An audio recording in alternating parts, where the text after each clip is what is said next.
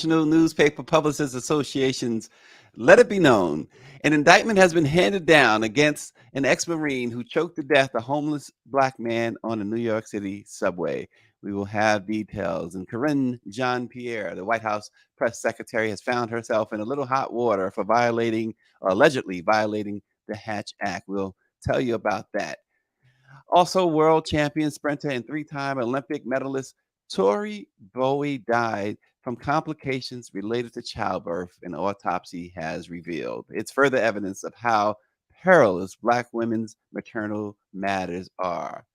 And a white actor who portrayed Michael Jackson in a film a couple of years ago said he regrets the role and helped to get it pulled from the airwaves.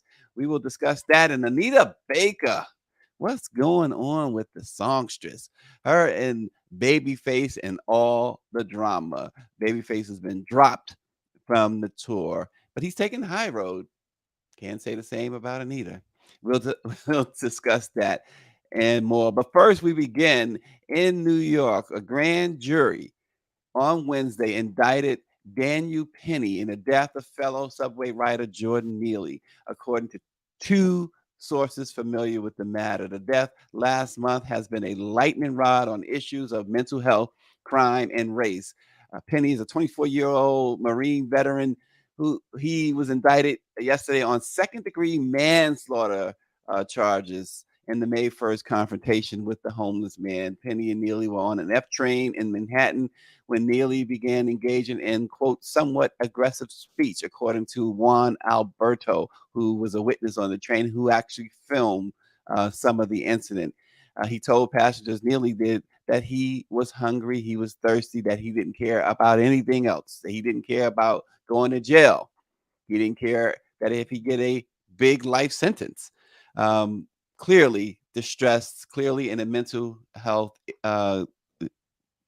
issue here. But Neely, of course, I mean, Penny, of course, decided to take matters into his own hand, doing something really, really, hmm, without editorializing, right? I'm trying not to editorialize, but doing something so egregious as choking him. Now, he says, while it's been reported that he choked him for 15 minutes. The videotape shows that he choked him for a while. He says it wasn't 15 minutes, but the bottom line is it was this ex-Marine's actions is the reason why this young man is no longer with us today. A beloved street performer, beloved subway performer, beloved in that community there, performed as Michael Jackson a lot and earned some money doing so. The coroner said that his death was definitely caused by another person, and they ruled it a homicide. The other thing about Jordan Neely, which wasn't widely reported, but one of the issues that sent him spiraling from a mental health standpoint was the murder of his mother in 2007. Um, uh, those who know him said that that really set him back a lot. And oh gosh, I'm about to make a comparison. Kanye West doesn't has never seemed to be the same when he lost his mother some time ago. But nonetheless, this ex-Marine Daniel Penny is being charged with second-degree manslaughter in New York. Power 96 says he is a disgrace to the USMC. A lot of people have voiced that, and then there's been those who voiced the other thing. They filled his GoFundMe account with money to help defend this guy, Penny, the ex-Marine. And Angela Connolly says, "When Mama's gone, you're not the same." Really sad situation. We will see how that plays out in New York. Another distressing thing we've talked about on this program before. There's nothing new to anybody. I'm sure that's watching the maternal health of Black women in particular continues to be under the spotlight. World champion sprinter and three-time Olympic medalist Tori Bowie. It was revealed yesterday she died from complications related to childbirth. Um, A report from the Orange County Medical Examiner's Office in Florida said that Bowie, who was 32 years old, had a quote well-developed fetus. The athlete was estimated to have been 8 months pregnant, and there was evidence that she was undergoing labor at the time of her death, according to the medical examiner's report. The manner of death was ruled natural, and toxicology results were negative, according to the medical examiner's office. She was found at a residence in Orange County after sheriff deputies were asked to conduct a well-being check on a woman in her 30s who had not been seen or heard from in several days. This is what happened last month. The woman was found dead at the residence and identified as Tori Bowie.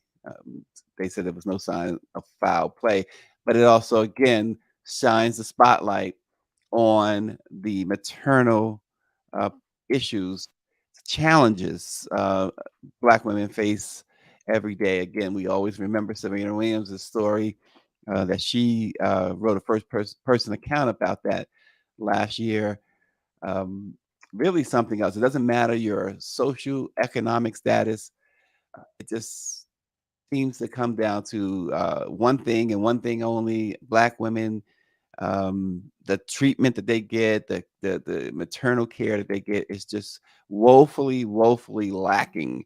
The Vice President of the United States, Kamala Harris, has continued to talk about that and helping to shine a light on it as well. But Tori Bowie did die from complications, according to an autopsy, complications related to childbirth. Also, this morning, White House Press Secretary Karine Jean-Pierre allegedly violated a law intended to prevent federal employees from using their offices to influence elections when she repeatedly referred to, quote, MAGA Republicans in the run-up to the 2020 midterm elections. In a letter first shared yesterday, the Office of Special Counsel determined that Jean-Pierre's choice of words in referring to Republican candidates violated the Hatch Act. Quote, because Ms. Jean-Pierre made the statements while acting in her official capacity, she violated the Hatch Act prohibition against using her official authority or influence for the purpose of interfering with or affecting the results of an election. This is a letter um, from the agency, um, the Hatch Act unit. And here's, I think we have a video of what Karine Jean-Pierre. That's great. I wonder, do you believe that you violated the Hatch Act with those comments about MAGA Republicans? So what I can say is at the time, I was given the sign off, right, to use that terminology. And I said this just moments ago. The letter that we received was from last week. We received that letter for something that I said months ago. So it was retroactive, if you will. I'm just not going to get into giving my opinion or thoughts. I'm just going to lay out the facts for all of you. You all are going to report this and have reported it. And we're going to have a routine conversation, not myself, but clearly the White House counsel is going to have a routine conversation with OSC to talk about this. I'm just going to leave that there. It's a term that you, but also the White House press shop has used a lot in paper statements and everything else. So are you guys going to continue to use that terminology going forward? So look, I'm not going to get ahead of what the outcome of this might be. The White House counsel certainly is reviewing the opinion, and they will have a routine conversation with OSC, as they should. This is going to be an ongoing process. As you stated, we have used this term many times before. It's nothing new. In the context and the way we use it is in the context of talking about their policies and in talking about their values. That's how we have used this term. And so I will, I'll leave it there, and they'll continue to have a conversation. I know that the White House counsel's office sometimes conducts informational sessions with staff to educate them about the Hatch Act, what the guardrails are, et cetera. When's the last time that you participated in one of those, and do you intend to get some kind of a refresher? So I don't have any refresher to speak to at this time, but yes, I've sat in many conversations. She sat in many conversations on that issue. One of the things that Democrats have said, and the White House certainly have pointed out, is the former administration who pretty much created the term MAGA, used it quite often, and it helped them to feel comfortable with using it as well. Um, one of the issues that the folks at the Hatch Act or monitoring the Hatch Act is MAGA is apparently what the big issue is there. Um, we will see. There's no. They're saying it's a warning. She won't face any penalties at the moment. So we will see mega. Who knows? Timothy Williams says that the Democrats make her sick because every GOP uh, uh, press secretary did it often. I guess that's what the PS sound for Timothy. Correct me if I'm wrong. And Power 96 says, real talk, Vice President Harris is doing a great job, but she will never receive the credit. In other news this morning, MAGA Billy is what Power 96 says. So, Babyface told Anita Baker, whatever you want is all right with me, but he wasn't talking about her whip appeal. Renowned hitmaker Anita Baker has announced that Babyface, another music legend, of course, will no longer be a part of, and she emphasized this several times, her tour. She says, my tour, my, and she repeatedly referred to um, Babyface as the quote support act, and angering his fans. Babyface, I'm gonna start by saying he has taken the high road, but Anita Baker has lashed out on social media and in statements. She revealed though that she had been subjected to online hate from Babyface's fans. She took to Twitter. She shared her reasons for the sudden change. She said that, quote, after silently enduring cyberbullying, verbal abuse, and threats of violence from the fan base of our special guest support act, in the interest of personal safety, I will continue the Songstress tour alone. Um, Appropriate refunds will be made. Now that part is going to be very interesting. Um, they embarked on this tour in February to commemorate the 40th anniversary of Anita Baker's solo album, The Songstress. Initially, the tour included Babyface as the opening act. However, she's doing it alone. In response to her decision, Babyface did express some disappointment. But again, taking the high road, he says, I am saddened by the news that Anita Baker has decided to remove me from the Songstress tour. It's unfortunate and disheartening to see how things have played out via social media. According to Anita Baker, the harassment from Babyface's fans began after her concert on May 10th. Many might remember this concert in New Jersey.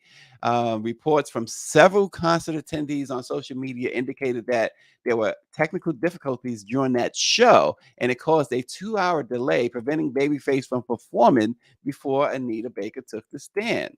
Now, representatives from both of them have not responded to multiple requests for comment, but Babyface addressed the situation on Instagram the night of the show. He apologized to fans eagerly awaiting his performance. He explained that he was asked not to perform to give Anita Baker the space and time to complete her show. The missed opportunity to entertain their supporters deeply saddened Babyface and his band, according to Babyface. Some celebrities have shown sympathy and support for Babyface in the aftermath of these events. Stephanie Mills has offered Babyface a spot on her tour, and comedian Lonnie Love may have thrown the zinger in there. She says that over the years, she had hoped that Anita and her team had improved for the better as far as their personal growth is concerned. There's been a lot of critical comments toward Anita Baker being the diva of divas in this situation. Many question, why did she agree to do the tour with Babyface in the first place, given that his status as a legend himself. Babyface has gone on to do his own. He's going on to do his own concert without Anita Baker as well. But she took after Babyface. She said that he could have controlled this. She says my support act could have supported my tour better. Um, she says contractually, when a Twitter user, a parent Babyface fan, uh, went after her about the New Jersey show, about why she didn't let Babyface perform. She responds by saying, quote, it was 9:30 and contractually it was, and she puts way, WAAAY, past time for the headline, and she put that in big letters, headline performer to be on stage. And that headline performer, she writes, is Anita Baker. The support act did not perform. She asserted that she had no contractual obligations with the quote support act, emphasizing that she fulfilled her duties as the headline performer of her sold out concert. She defended her description of Babyface as a support act, a term that many fans believed undermined his musical success. She maintained that her stance, despite Babyface's impressive resume, including 12 Grammy Awards and numerous chart-topping R&B hits as a producer. In response to a critic, Anita Baker said, quote, there is one, you are not privy to the contracts. Yes, Babyface is a support act on my tour. This false narrative of a co-headliner is creating unrealistic expectations and aggression from his fans toward me. He should tell you guys the truth.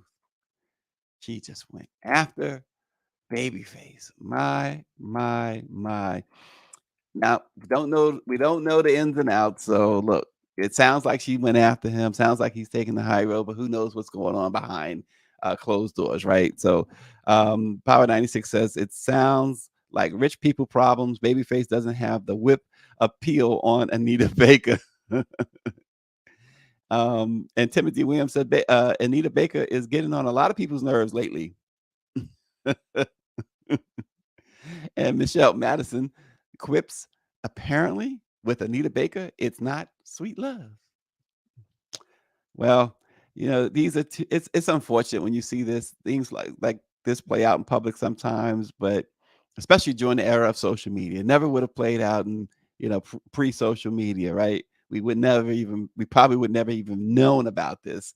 Um, but it's unfortunate. Both of them have carved out quite the legacy for themselves. Um, and you just hope the best for both of them, right? Let's take the high road here and let it be known. Take the high road.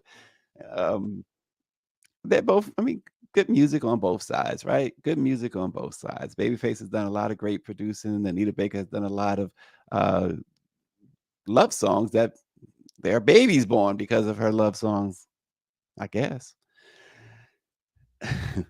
Moving on. Joseph Fiennes has expressed regret to to reporters over in I guess in Great Britain over his decision to play Michael Jackson in a pulled 2017 episode of Sky Arts anthology series Urban Myths. The episode centered on Michael Jackson taking a post 9/11 trip with Marlon Brando, who was played by Brian Cox, and Elizabeth Taylor, played by Stockard Channing. Fiennes' casting as the music icon generated whitewashing backlash, and the episode's trailer ignited outrage over Fiennes' lighter skin tone and prosthetic nose to play Michael Jackson. He says, I think people are absolutely right to be upset, and it was a wrong decision, absolutely. And I'm one part of that. There are producers, broadcasters, writers, directors, all involved in these decisions. But obviously, if I'm upfront, I have become the voice for other people. I would love them to be around the table as well to talk about it. But it came at a time where there was a movement and a shift, and that was good. And it was, a bad call, a bad mistake. They pulled the episode before its intended broadcast. The company said in a statement at the time that we have taken the decision not to broadcast Elizabeth, Michael, and Marlon, a half-hour episode from the Sky Arts Urban Myth series, in light of concerns expressed by Michael Jackson's immediate family.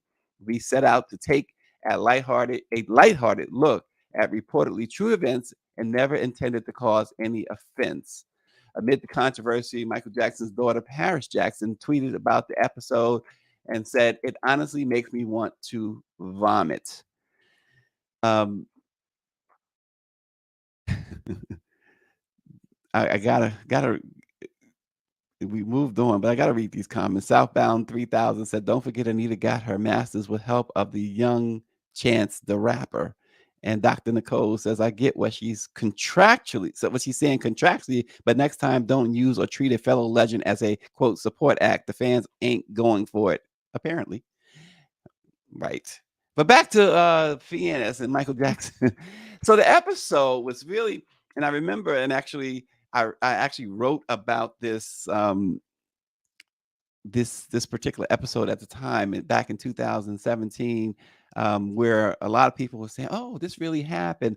So after the 9/11 attacks, we were actually, it was a Monday, um, September the 8th. Look at that, I remember. 2001. I mean, Friday. Well, the first one was Friday. Then Monday, September 10th, I should say, 2001.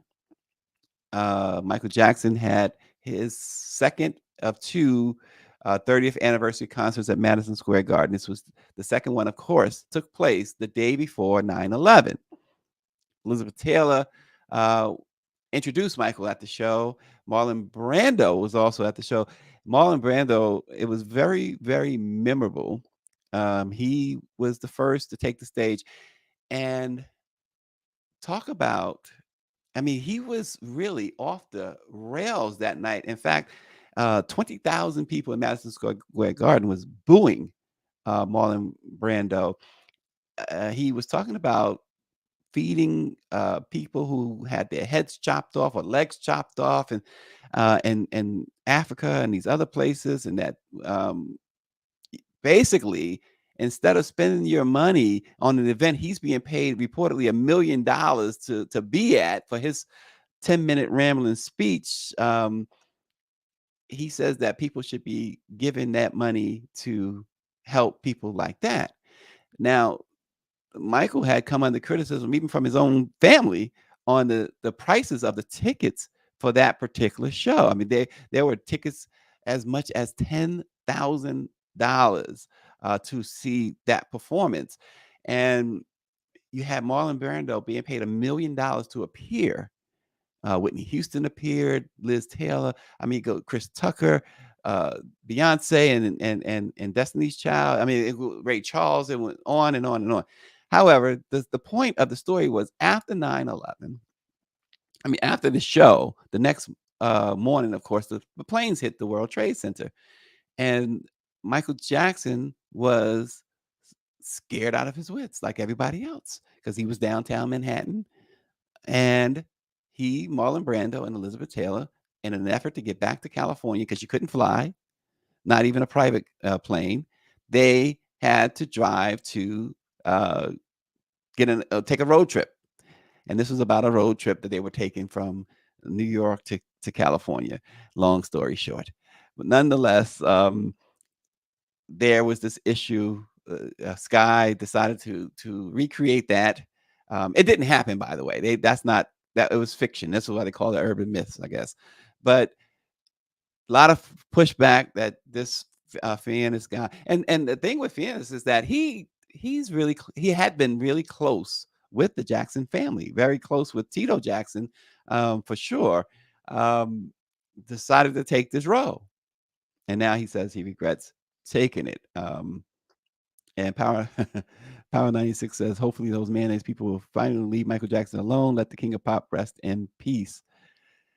Well, I was just telling Greer beforehand that Tori did a podcast, an interview on a podcast the other day, and lamented how he, as a music journalist back then, and I think Tori even interviewed Michael, um, perhaps even more than once, but regretted not holding Michael's feet to the fire on the allegations of sexual abuse of children. And one of the things he said in that documentary was that he mentioned Diane Diamond, the former Court TV journalist and NBC journalist who broke the first story about the public allegations against Michael Jackson. The first time we heard about it in 1993. And he thought Diane was a quote kook, but he realized in his interview the other day that she wasn't, he said, and he should have paid more attention. He regretted not paying attention. He said he saw the documentary Leaving Neverland and it changed everything for him. That was Tori. And so they got together on email yesterday. I was privy to those two. And it was one of those mea culpa moments. But, you know, there are still many people, as Power 96 is alluding to, that say, let Michael Jackson rest in peace. Let him leave him alone. So I guess that's the prevailing thought. I mean, he's been dead since 2009. That's what, 13 years. It's done. It's over. And why does it keep coming back up? Because of stories like these, Joseph Fiennes. That's why things keep coming back up. I think that's all we have this morning. I'm a little bit off. I crack myself up sometimes on internal things, and I see postings like Power 96, and he'll say crazy stuff, and David will sit there like David is like the hall monitor.